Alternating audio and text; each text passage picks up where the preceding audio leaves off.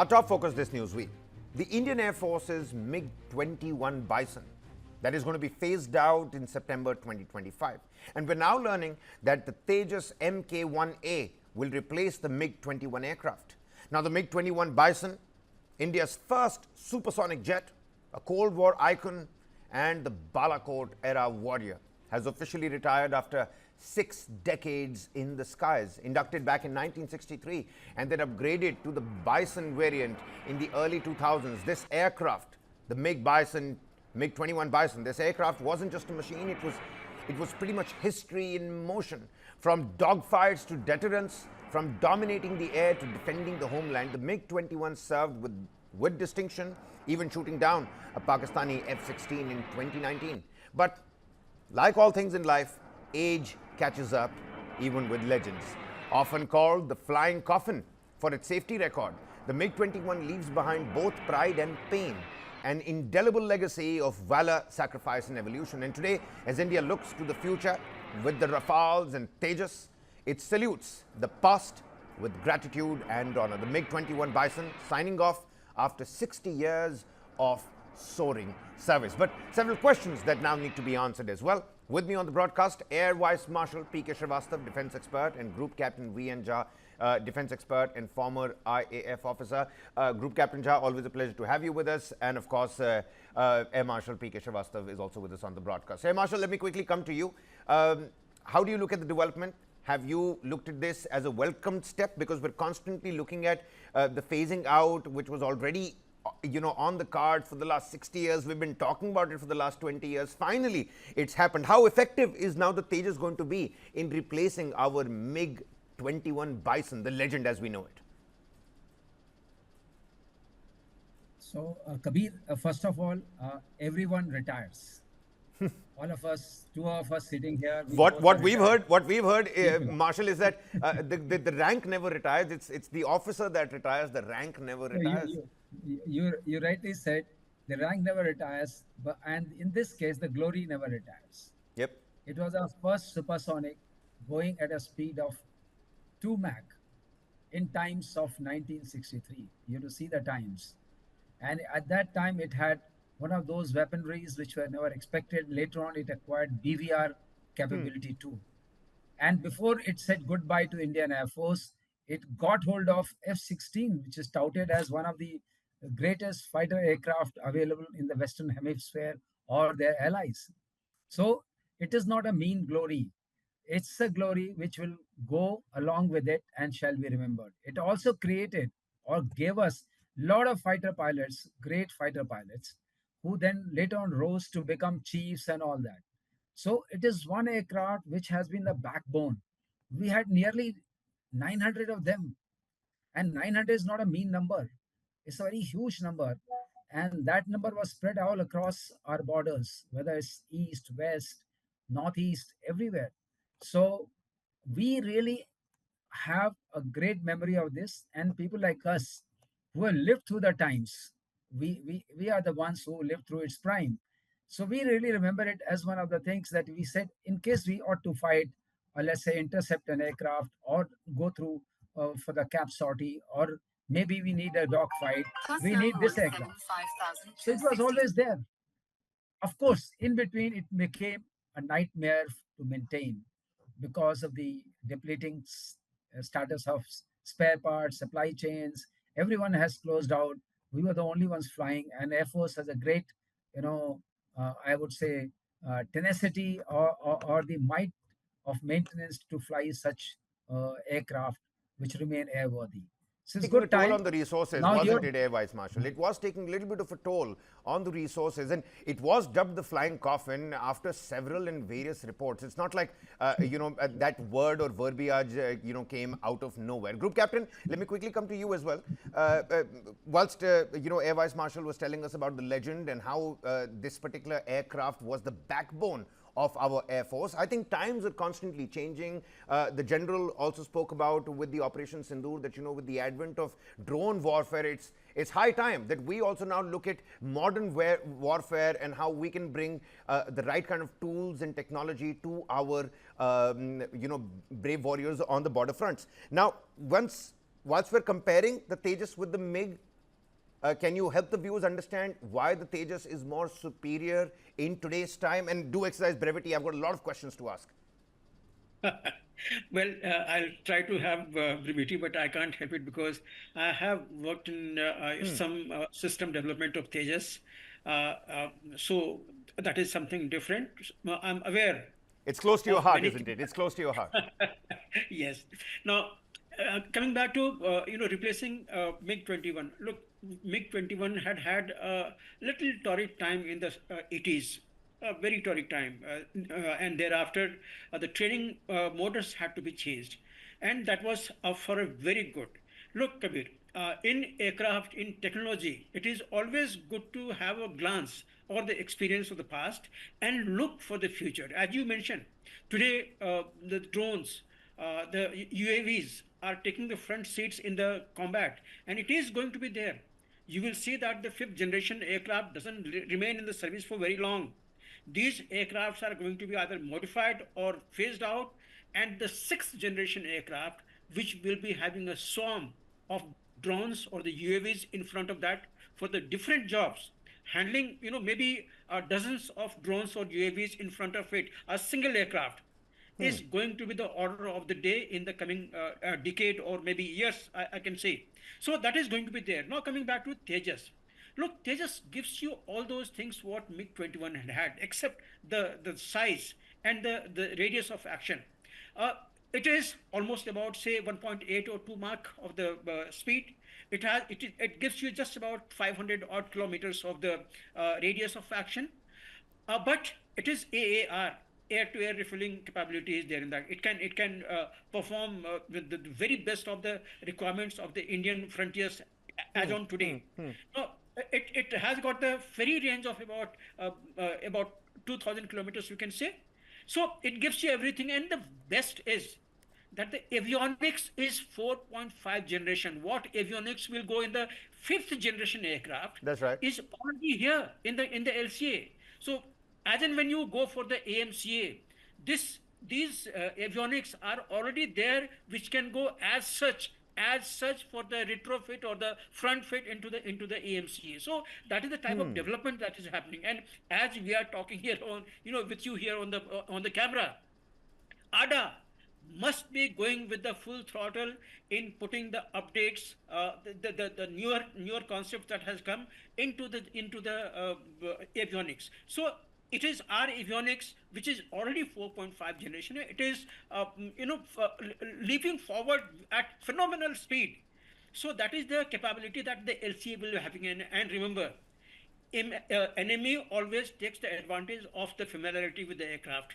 Right now, no enemy, no adversary in the Indian vicinity is familiar with the Tejas. It has got phenomenal capability. That's a great point you've raised here, Group Captain, that our adversaries don't necessarily know about the operational capabilities of the Tejas, and that's going to be a big plus point for our Air Force prowess as well. Just to help the viewers understand, quick bullet points: there's advanced radar and sensors, there's enhanced electronic warfare, the entire suite that Group Captain was talking about as well, which includes the improved avionics and, of course, the cockpit. There's increased payload and weapon integration. The in-flight refueling and endurance is better with the Tejas. But Air Vice Marshal, let me quickly come back to you. I'm trying to understand how will this phasing out of the MiG-21 Bison, which you rightly pointed, I'm going to say it again, was the backbone of our Air Force. Will this phasing out and the retirement of the MiG-21 now affect Indian Air Force's operational flexibility in this transitional period? Because we've seen it time and again with the Air Force Chief also, who said it at the Bengaluru Air Show, with the AMCA's delays and the HAL. There's a lot of delays, and that's one concern when we're looking at our Air Force. And our adversary China, on the other hand, with that J-35s, they're going to have, at least that's what the numbers tell us, about 1,500 of those jets by 2035, and we're nowhere even close. So will the operational flexibility get hurt just a little bit in this transitional period once we're phasing out MiG-21? Kabir, if I articulate your question, you're talking about the numbers which are going to miss. Yes, and this is an oft-discussed issue that the squadron strength is depleting, and we ought to have some replacement of the squadrons done up in a big hurry. And it has been discussed threadbare on all forums. We are also discussing the same thing. This is a situation, this is a challenge which we are facing. But of course, what we are getting in return, what group captain mentioned, is very important thing that we are going indigenous. And going indigenous, Kabir, is one of the greatest thing we'll achieve if we allow this phenomena to continue. Also, the nature of warfare has changed a lot over the years. You see the recent conflict of Sindoor, if you see, we never crossed the border, and our missiles and our drones and our BVR weapons did the game. So this is what the game is going to be. And as rightly was brought out by Group Captain Jha, that avionics and the way we're going to fly the aircraft, maybe tomorrow, next generation aircraft will be flown by not a human being, but by AI. And this already there. DARPA has experimented with it, and they have experimented with a Top Gun on one side and AI flying the other aircraft F-16, and they found that AI could hit the Top Gun as many times in the first 10 seconds as was required, because the way AI can interpret, fly, and all that, human being, after all, it's all about the OODA loop, the way we observe, orient, decide, and act. The human being is in the loop, we tend to bring it to the human levels, which are not the levels of computing. And the computing prowess is going phenomenally up. And it's real time, which is going to go up. Quantum computing is going to come up. Now we are talking about opto computing. So all that given, the avionics and the way we fly the aircraft, the nature of warfare, the rocketry, and the missiles, the precision missiles, whether it's BrahMos 1, 2, or the next version, Akash Prime, or our integrated air command and control system, all that is going to make difference, Akash Tir. Because the way you integrate all the inputs, whether it's coming from Right. space, it's coming from IW, it's coming from EW, how you handle the electronic spectrum, how you handle the information spectrum, how you handle the space spectrum, all that when they converge, and then how do you bind them together and do really crush the OODA loop to respond to an adversary or take your task ahead. So this is going to be the new age of All warfare, right. and human intervention is going to be less and less. So, lo behold, as he was saying, I'm not interpreting that's going to be very far off. In next 10 years, we'll see another kind of warfare taking shape. So numbers will be missed because numbers also have their own quality, but quality is coming in. Quality is coming in the You're form of the absolutely other right. I aircraft. think we should focus on not the quantity as much right now, but the quality that's coming in. Group Captain Jha, There's a before mix. I There's a wrap mix up of this. quantity and quality, of course. Okay, all right. Yeah. You're actually right, Vice Marshal. It has to be the right balance of quantity and quality vis-a-vis our own economic ambitions. And of course, we're 140 crore people strong, so our ambitions are strong as well, and our economic needs are strong. Are right on the same page. Group Captain Jha, before we wrap this entire riveting conversation up, with global fifth generation fighter programs like the AMCA, you yourself spoke about the AMCA. They're still in development. How does India now plan to maintain parity with regional adversaries? I'm again going to point towards at least China and Pakistan on both of our sides in air power. Well, I compliment a marshal who mentioned that without crossing the border, the combat was, aerial combat was committed for 3 days. It was sustained, and it was overcome all their adversary mights. And it was not only the Pakistani might, it was even Chinese. They were sharing very active informations, very sensitive informations with the Pakis. So look, uh, as far as the fifth generation aircraft is concerned, I don't think that we should have fifth generation aircraft only because Pakistan has got it. Fifth generation aircraft has got a very significant role of penetrating inside the enemy without being detected, causing the harm and coming back. It is not the air-to-air combat or something in the own territories or something that can be there. For that, our own fourth generation or fifth generation, 4.5 generation aircraft are sufficient. Now look at the F-35. Do you want to buy this aircraft at the cost of about 110 odd million dollar per unit, plus support and maintenance equipment, plus F-35 specific ammunitions, plus there is no certainty that even all the supporting equipment that comes along with this will go. There is no surety that our own missiles and ammunitions will go inside it. It is a huge cost. And if one aircraft goes down for a even smaller reason, you have seen what is happening at Kerala, how the British have struggled with this. It So finally took off today. It finally took off today. yeah, it finally took out today, but then the procedure is so cumbersome You're absolutely for the right. defense procurement that you have to float AON, you have to float the global tender. There has to be trials. Remember, in Rafale shortlisting, Indian Air Force had taken about 5 years plus in shortlisting the Rafale out of the whole lot of the global tender at that time. It is going to be the same. And remember, today, Indian politics, the opposition is so active that they can tear the government apart if they have gone exclusively for F-35. Oh, They no, you're can't go. absolutely right. And you know what, Group Captain? The saying goes that there I durust hai. I'm completely running out of time. I need one final word. Is this a welcome step or not, Group Captain? I think it is a welcome step to Okay. focus into our own indigenization is the order All of right. the day. You can't deny it. All right, Air Vice Marshal and Group Captain, thank you for joining us on this deep dive in the evolution of the Indian military aviation.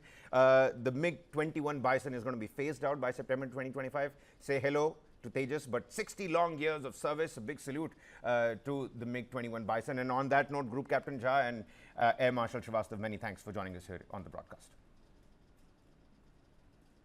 All right, then, talking about aviation and planes, there's a big breaking development coming on that front. Air India has now completed its precautionary inspections across the entire Boeing fleet. At least that's what the statement coming from the airline carrier tells us. The airline today confirmed that it has finished inspecting the fuel control switch, the FCS locking mechanism, on its entire fleet of Boeing 787s and Boeing 737s. Of course, all the variants of 787 and 737 accounted for as well, with no issues found, says Air India. The inspections come in the wake of the June 12 tragedy when an Air India 787-8 variant crashed into the building shortly after takeoff from Ahmedabad. Those visuals still fresh in our memories, unfortunately. En route to London Gatwick, 260 lives were lost, including 19 on ground, and just one passenger miraculously surviving out of the 242 crew and passengers on board that ill-fated Air India 171 flight. The preliminary investigation report had pointed out to a possible manual shutdown of the fuel switches seconds after takeoff. Now, of course, just yesterday, Ram Mohan Naidu, the Civil Aviation Minister, made sure, urging all stakeholders not to jump to conclusions. For a final report by the AAIB, the Watchdog's probe unit, is going to be made public very, very soon.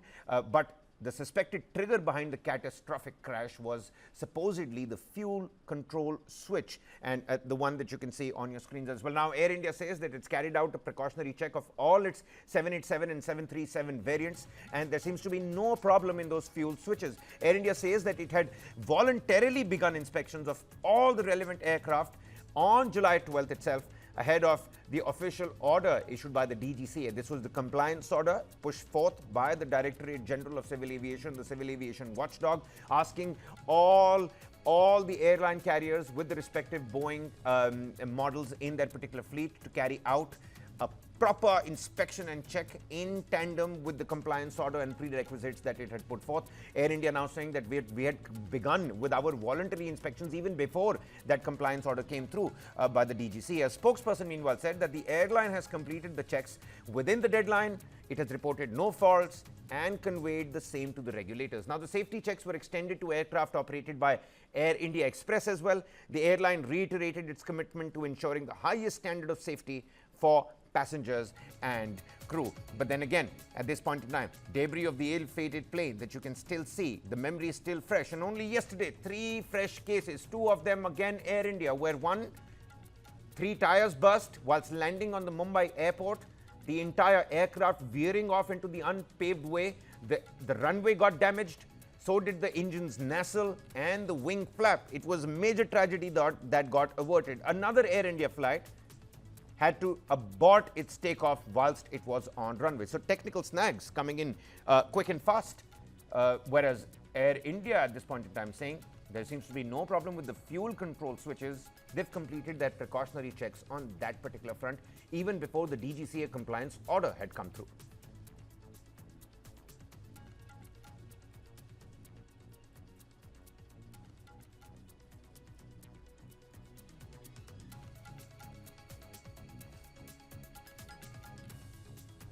Time for us to slip into a quick commercial breather here. Top developments right on the other side. Keep it with Newsnight.